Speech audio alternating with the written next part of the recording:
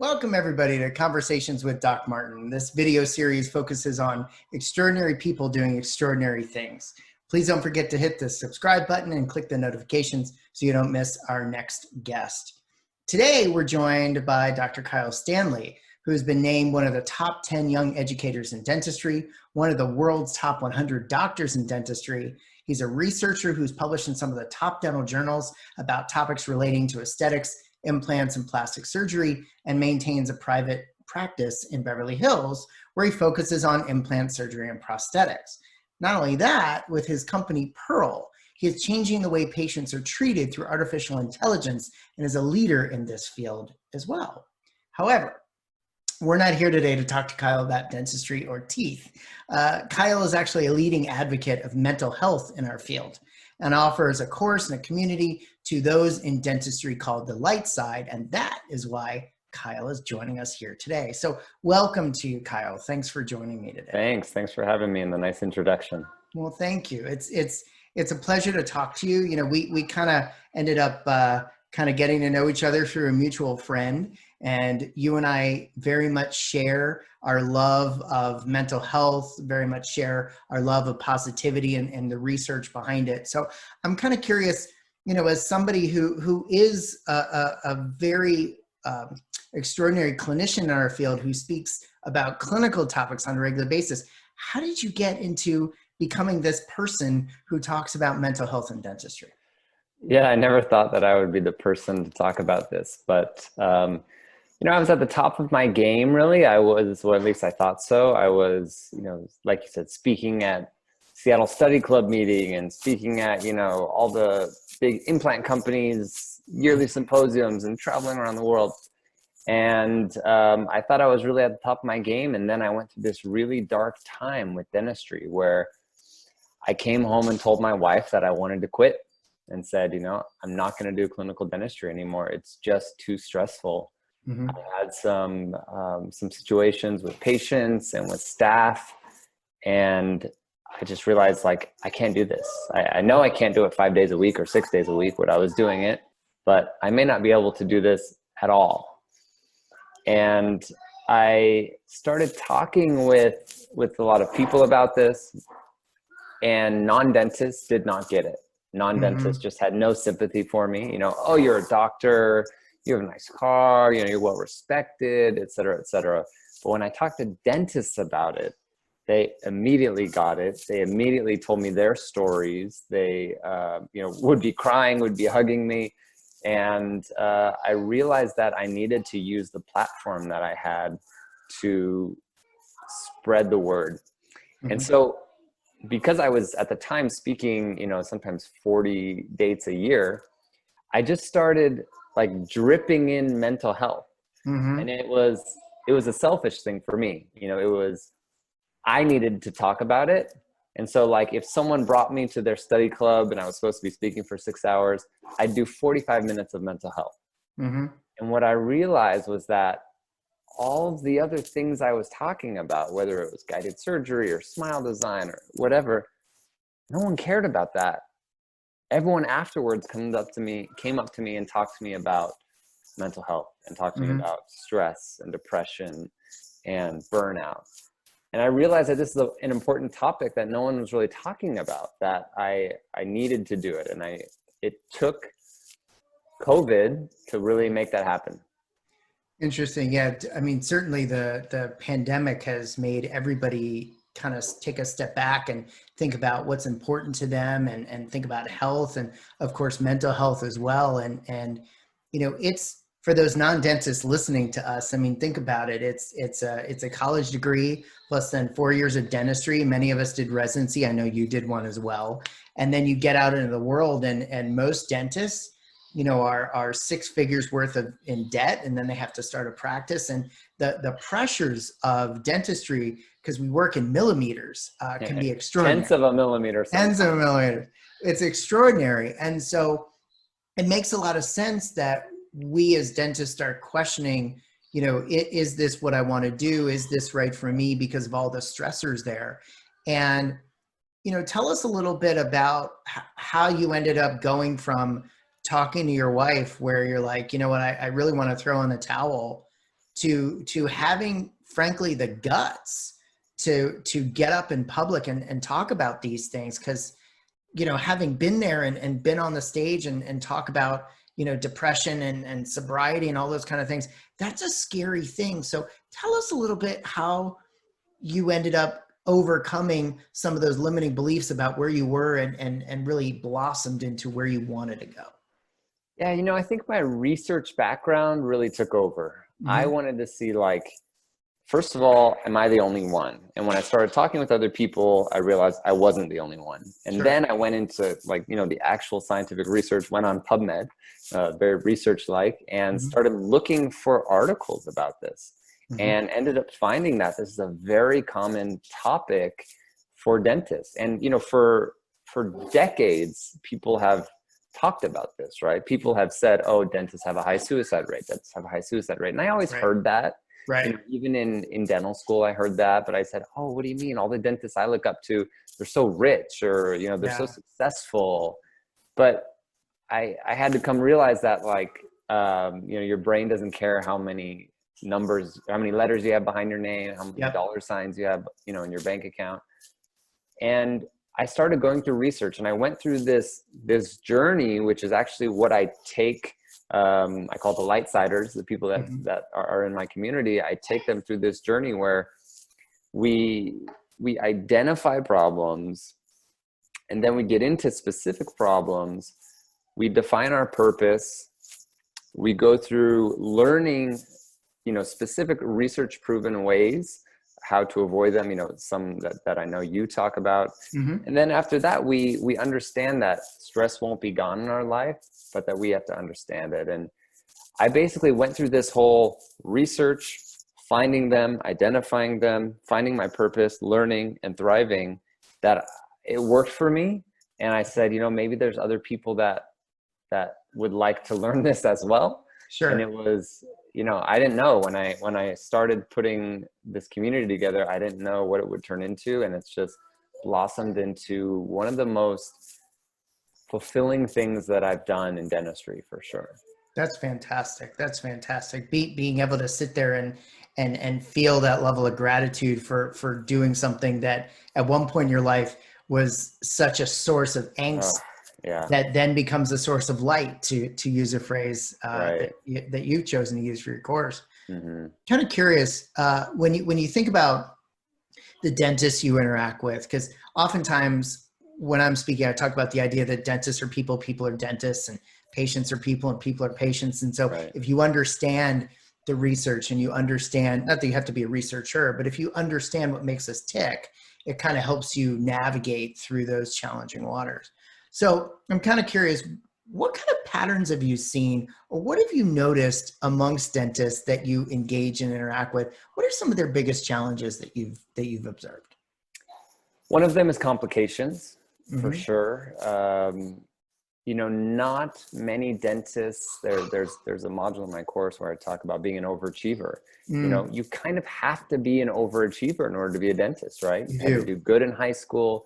You had to do good in dental school. You had to pass, you know, whether it was the SAT or the DAT or the boards. I mean, you've got to be pretty good at some things, or at least hardworking. Many of us don't fail enough in our life. And so by the time we fail, it's in our profession, because everything eventually fails in dentistry, right? If they live long enough, it's probably going to fail. And, you know, although dentistry has become so much more predictable with different materials and guided surgery and et cetera, there's things that are out of our hands, right? I mean, you know, a patient can still chew on a gobstopper or get in a car accident or whatever. And me personally, that was one of my biggest problems. Was I did what I thought was the absolute research-based, you know, I was teaching at USC at the time. This is what we're teaching our students. I'm using the best materials, the best techniques, and it failed. And with that, my ego just plummeted. And I thought, you know, do I not know what I'm doing? Is this not the right profession for me? And then you have the interaction with the patient, like you're saying, well, you know, I paid $2,500 or whatever it is for this. Now what? Now do Do we do it for free? Did they expect us to do it for free? Who pays for this? Who Mm-hmm. pays for the overhead? Who pays for Yeah. the materials? So I think complications is one of the biggest. Mm-hmm. I would probably say number 2 is debt, especially in the United States. Okay. You know, the average dental school grad comes out with almost $300,000 in debt. Yeah. I was much more than that, like Mm-hmm. 425. I went to a very expensive school. Mm-hmm. And that's a big cloud over your head. Sure. Every day you're thinking about it. Every day, you know, you get out and you think like, oh, I'm a doctor now. Oh, well, I still gotta kind of like save my money. And, Yep. you know, Yep. even though most of us make pretty good money, right? Like you said, most of us make 6 Yep. figures or more. It's not about how much you make, it's how much is left over. Exactly. And with dental school loans and practice loans and, you know, equipment, and you add all this stuff in, there's not a lot left over. Yeah. And it can be a really stressful job. So number 1, I would say that I've talked to is Mm-hmm. complications. Mm-hmm. Number 2 is debt. And number 3, I think, is the lack of sympathy. And the lack of sympathy was something that was really hard for me. Like I Mm-hmm. said, I would talk to non-dentists and they didn't get it. Yeah. They didn't get it at all because, you know, like I said, we're well respected. We make a good amount of money. You know, we're doctors, etc. Sure. But when you talk to dentists, they sympathize. Yeah. They get it, as the phrase goes. It's, Yeah. you know, a lot of times when you talk to certain groups, whether that be ethnic groups, Yep. whether that be, you know, certain groups that have been oppressed over the years, Right. it's interesting when you find your people Mm-hmm. relative to who can really understand what it is you're going through. Yeah. Because you said it so eloquently. I mean, dentists, we live in this world where it almost feels like some of the times it can always be better. You know, Yeah. well, we could have done this a little better, or that a little better. And, you know, just, it makes me think of just people in general. You know, if you think about the work of Carol Dweck, who's a PhD out of Stanford, she talks about the fixed mindset versus the growth mindset. And those that have a fixed mindset, we equate our self-worth with our accomplishments. And Yeah. so when we have a complication, it's not that we failed, it's that we're a failure. And that's Yeah. such a massively large pill to swallow, particularly when you have all this time invested and effort invested and money invested to kind of get you to where you are today. And Yeah, well, this is one of the biggest changes in my life, and one of the most important modules in the course is what we call our purpose module. Mm-hmm. And this is exactly what you said. Yep. Separating your profession from your purpose, right? Yep. And before I went through this dark time, it was exactly what you said. Mm-hmm. I'm a dentist. My goal is to be a dentist. I want to be the best dentist, the most successful dentist. So if I have a failure and my purpose is to be a dentist, I am a failure, like you said, right? Yeah. Once I separated that and realized that my profession is not my purpose, it's just my profession. It's how I make money. Right. It can be a hobby, you know, it can be like a passion. Yeah. It can't be my purpose in life, right? I have to have a higher purpose. And right now my purpose is playing tickle. Once I separated that, Mm-hmm. wow, that was a big change for me. And Absolutely. I see the biggest change in the dentists that I've been able to serve in Lightside. Mm-hmm. A lot of times it's difficult for them. Sure. Because if they've been in, you know, 5, 10, 20 years and they think this is their purpose, they're like, wait, I don't know. I don't know what it is, you know? And Absolutely. that is a very defining moment, I think, that many dentists need to get to. And Absolutely. you totally summed it up. Yeah. It's almost as if, and this goes for everything in life. It's not just dentistry necessarily, but you end up in this momentum. And you're in this place and you're supposed to be this thing, whatever that thing is. And it doesn't have to be a professional. It could be, you know, part of the family business. Maybe it's Right. an auto parts store. Mm-hmm. And this is what I'm supposed to do. And then when you run up against these life challenges, it's really jarring. And frankly, it's really, really scary. And I love the fact that you're providing this community for people because it's a place that they can go. And it just, the level of recognition, it's kind of like admitting you have a problem, right? Yeah, that's right. Relative to, you have to get to a point. I know Dr. Frank Spear often says something to the effect of, people will go forward with change when the pain of not changing is too great versus the pain of changing, right? Right. And so it just becomes a point where you're living in this pain that is so over encompassing to everything you do that you literally can't take it anymore. Yeah. And so you look for something. So, kudos to you for providing that to our profession. Thank you. I'm kind of curious, you as a person, you said it changed your life and it made things better. And I love the pictures of your family on social media. And I love how you embrace, your son and your family and how that time with him and your wife is so critically important. Yeah. And you were talking about separating purpose from profession. Mm-hmm. And, Kyle Stanley is a person. You're a whole being, you're a whole person. And so what can you share with us change within you and change within your personal relationships when you finally started separating out Dr. Kyle Stanley from Kyle Stanley, husband, father, brother? Yeah. Son? One thing I think that was really nice was talking with my patients. Talking with my patients used to be convincing them how good I am. Okay. And now it's become convincing them that I'm a human. Okay. I think that as doctors, we're put on this pedestal that we don't make mistakes. Everything we do is great, and even just from, Joe Schmo off the street, they come in and they don't think that you could make a mistake or what you do could fail. And it used to be me saying, we're going to place this implant and, implants are great. They have 94, 97% success rate over 20 years. They're such an amazing replacement for teeth. And now it's kind of like, well, we're going to place this implant and it could fail. Mm-hmm.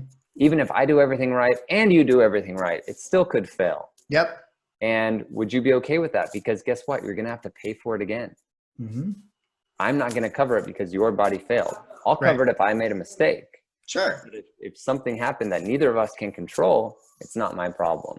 Exactly. And what was interesting was I was so scared to do this because, I've only been out for 10 years from dental school. I've been practicing. Mm-hmm. When I first started, going through this maybe about 3 years ago, I'd only been out 7 years. So I was still relatively young. Talking with older patients and talking about failures, I was very scared. I was like, they're not going to do treatment with me. They're going to go away. Mm-hmm. And what I found was that they became more comfortable with me and wanted to do more treatment. I felt like there was like a human connection. It took me off of this pedestal of being a doctor and just being a human. Mm-hmm. A human that happens to be a doctor, I guess. But it made the conversation with my patients so much better and so much more relaxed, I would say. That's fantastic. I mean, it almost feels like you were kind of being more transparent with them and being more humanistic with them, being more upfront with them. One of our guests on this show is Justin Patton, who's an executive coach, and he taught me the phrase "transparency builds trust." And so when you walk in the operatory, isn't that cool? He's an amazing individual. He's become a good friend too. And when you walk in the operatory and you're like, hey, this is the way it is. This is what the research shows, but this is what can happen. And, complications, even if they're, 2%, that still means 2 people out of 100. Yep. That's exactly what I say. You may be that 2%. Right. Yeah. And you don't want to be that 2%. However, that may be in the cards for you at some point. And we need to have that discussion because, knowledge foretold is wisdom. Knowledge after told is an excuse, right? Exactly right. So it's kind of how can we be more transparent with our patients and frankly, more transparent in life so that all parties kind of understand where we're coming from. Yeah. The other thing that happened with my interpersonal relationships was that I was projecting my purpose more. Mm-hmm. And so people understood, like, you know, they would say, hey, can we do an interview, at 7 p.m. And I would say, well, that's my dinner time with my family. And say, oh, Mm-hmm. that's right. I saw that picture with your kid. And, that's so great that you Mm-hmm. guys do this. Mm-hmm. And for me, it's such a nice thing to kind of be known for, being this family guy. Right. Yeah. And it allowed other people to respect my purpose more and respect my time. Absolutely. Well, you were setting boundaries, if you will. Yes. And that I didn't before. Yeah. And I think in our society, just from observation, we live in such a fast-paced society. We're all way too, in my humble opinion, interconnected. Yeah. And, the concept, there's article after article after article about, particularly in the business world, that the trend is when you go on vacation, you don't go on vacation. And I have many friends that we kind of travel together in groups.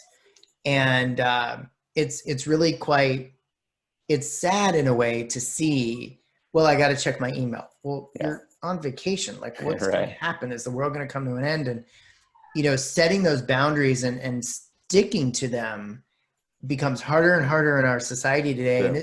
And isn't it fascinating that you get accolades for literally standing up for what you believe in, right, being there for the people that you love, mm-hmm. because at the end of the day, gosh forbid something untoward were to occur, it's not the people you work with necessarily that would be, it's your family and it's your friends and it's the people in your personal life. And sometimes there's some overlap there. And sure.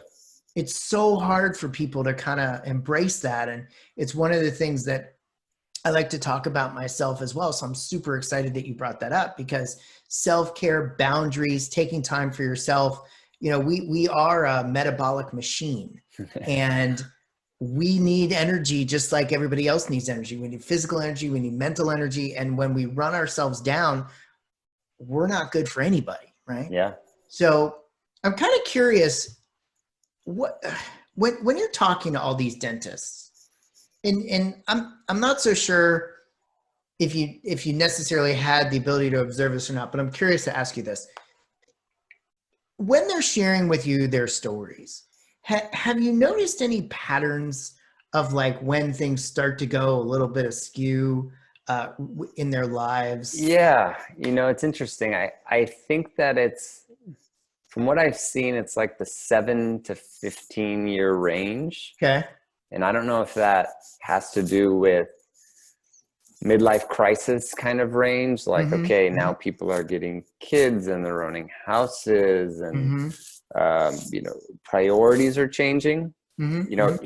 In our course, we have people that are 1 year out and we have people that are 40 years out. Sure. So, there's a big range. Yeah. But over the probably hundreds of doctors that I've talked to, from what I've seen, it happens around the same time, similar to when it happened with me. So with me, I was 7 years out. Okay.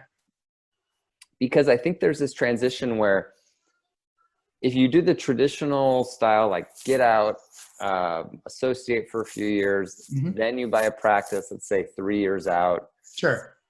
You're getting to the point at this 10 to 15 year range where you're making more money. Your loans are going down. If you can get past that point with your finances, sometimes they can make it all the way through. Okay. But what the research is showing, that most stress in the dental world happens like the first 10 years and the last 10 years of practice. That so makes that a lot of sense round, kind of grooving, you figured out what's wrong. You figured out how to avoid complications. You figured out how to talk to staff. You're just like on the road. You're probably making more money. You probably have less debt. It's the beginning and the end, I think, where we have the most stress. The beginning is, how I was doing it is like, oh no, I'm having my first complications. Oh no, I don't know how to run this business that I have. Oh my gosh, I still have so many loans. And then towards the end, it gets to, how am I going to retire? What am I going to do if I don't practice dentistry? Absolutely. I lost my spouse, or I lost my parents, a lot of big changes. So it's in these transition phases is what I've seen. Awesome. And in the transition phases of these individuals, you mentioned earlier that it had a lot to do with complications, that it had a lot to do with like managing finances and so forth. What about that moment that you've observed? Because you end up working with people in your Lightside community that have finally gotten to the point where they're like, okay, enough. Yeah. And I'm just kind of curious, like, what kinds of things have you seen that people get to that point and they're just like, I can't do this anymore? Yeah. So, some examples from this last group is associating and not having so more of the younger docs, right? Associating, not having the autonomy, not knowing which cases are going to cause problems, not knowing if they even want to be an owner doctor. That can be a difficult one. Sure. Another example is too fast of growth. We have a few docs in there that started their practice, and within 2 years, they're doing, millions of dollars in production. Their staff is growing. They have a wait list of patients that want to come in, and you think like, oh my gosh, that's every dentist's dream, right? Exactly. But sometimes it's more money, more problems. And it's true. Some of these doctors are like, I just don't know what to do now. I had to hire 30 people, and we have a 6-month waiting list of people that want to do restorative treatment. What do I do? Do I expand? Do I raise my prices? Absolutely. So we get into a lot of practice management, actually. Okay. And talking about how to communicate better. And it's great because it's a community. Sure. It's me giving the overview, and then after that, people come in, and someone may say, hey, I'm having this problem in my practice, and another Lightsider jumps in and says, I had that too. This is what we did. This is how I talk to my staff. This is how I talk to my patients. So it's become a cool think tank. That's awesome. Which I've really liked. It is truly a community. Yeah, it sounds like a support group, so to speak. Yeah, no. If you will. And it's funny, that was how this started. I had a friend, and she's actually in the course, and I always thank her so much, because 2 years ago, I think, when I was first posting about this, she said, she called me and said, Kyle, I'm going through this. I thought I was the only one. Thanks for talking about this. Would you ever think about putting together a therapy group or a support group? And I was like, who am I to do that? I'm not a therapist. I'm just a dentist. And it took seeing the unfortunate suicides during COVID that people would send me, because they knew I was talking about this topic. Yeah. Saying like, hey, my friend just committed suicide, or I heard of a female doctor or male doctor who just committed suicide. My friend in Russia sent me something. Hey, my friend just committed suicide. And I said, you know what? I've got to do something about this. Now's the time, when we weren't working. And sure. I said, I just got to put this together. And that's amazing. That's awesome. Yeah. So as we kind of draw this time together, we could go on for hours, but sure. as we kind of draw this to a close, if you were talking to a dentist, which I know you do often, that's struggling, what advice? Well, I'm going to ask you 2 questions. Okay. Number 1 would be, if we take a step back, what would you say to somebody getting out of school as it relates to their professional journey to keep them on the light side? What kind of advice would you give the younger dentist? Yeah, I would tell them to make some dental friends. I think that's an important step in this. Sure. Is you have to be able to talk to someone that has empathy for you. Absolutely. Ideally an older doctor that has already gone through this. Sure. And can be there and say like, you look at me and think that I'm doing so well. I've been there, I've been through it, and this is what I did. Absolutely. Understanding that there's a mental health component is just one of the things that I didn't even think about. Sure. I thought about physical health. I didn't think about mental health. Absolutely. So that's why I love talking to young doctors, because I just want to get it in their atmosphere Mm-hmm. that this exists. They may Right. go through this. I hope they don't, but they may. Those are probably the two biggest things: is having some Absolutely. type of community, and just being aware of mental health. You know, you can go Absolutely. down the rabbit hole of, I talk about something called DERMS: diet, exercise, relationships, meditation, and sleep. Mm-hmm. You can go down the rabbit hole on each one of those topics, right? Oh And how yeah. important they Oh are. yeah. But just understanding that you need to think about mental health, and it's a multifactorial problem. Absolutely. One of the things that got me through my difficult time was my dad and my brother, who are dentists. Mm-hmm. You know, if I were to, even talking with my wife, she didn't get it. She's not a Right. dentist. And she would say things like, all jobs have stress. You know, you're going to go to Sure. another job, you're going to have stress, which is true. You know, all Yeah. jobs do have stress. However, these were very specific topics that I was talking about. Mm-hmm. And Mm-hmm. I'd call my dad, and my dad would say, yeah, you know, I've been through that. I have patients just like that. My brother would say the same thing. And so having that small little community with just those two dentists Yeah. that I felt comfortable with talking about, Right. I felt comfortable with talking about this topic, that really got me through that. That's awesome. And then my second question is, if you were to talk to a dentist or any kind of professional, frankly, who is in that, 7 to 10 year range or even Mm-hmm. greater, and they feel like they're spinning their wheels and they've lost hope and they've lost their North Star. Yeah. What would you say to that person? Like how would you help that person kind of put one foot in front of the other to kind of right the ship, so to speak? Well, the first thing I would say is feel free to message me. You know, Mm-hmm. I've had a lot of doctors that have messaged me that don't have any community, Sure. don't have, you know, a family member who's a dentist or a friend Mm-hmm. that's a dentist or a colleague they feel comfortable talking with us about. So just, you know, the easy thing is message me. I'm happy Sure. to talk to you. But Absolutely. I think that main thing is separating your profession. Mm-hmm. That was the biggest step in my personal change, and the biggest step that I see with the Lightsiders is, as soon as you realize that you're not put on this earth to be the best dentist, Yep. it's funny how almost comical some of the problems you think of, like, oh, okay, the patient had sensitivity on that filling. All right, let's fix it. It happens. You know, like, let's Yeah. adjust the occlusion. Let's see if the contact is good. Maybe we need to Yeah. redo the filling. Maybe I need to change my technique. Maybe the patient did something wrong. But once you have that separation, it's like you open the curtains and there's just that light there. It's like, Yeah. oh, this is what it was supposed to be. And that was just Absolutely. such a turning point for me and a lot of my colleagues that I've seen. That's awesome. And Wow. thinking about what you want, I always say what you want your tombstone to be. You know, when you're gone and your grandkids are talking about you, or, you know, your nieces and nephews are talking about you, what do you want them to say? Yeah. I don't want my nieces and nephews to say, oh, Uncle, they call me Uncle Kaka.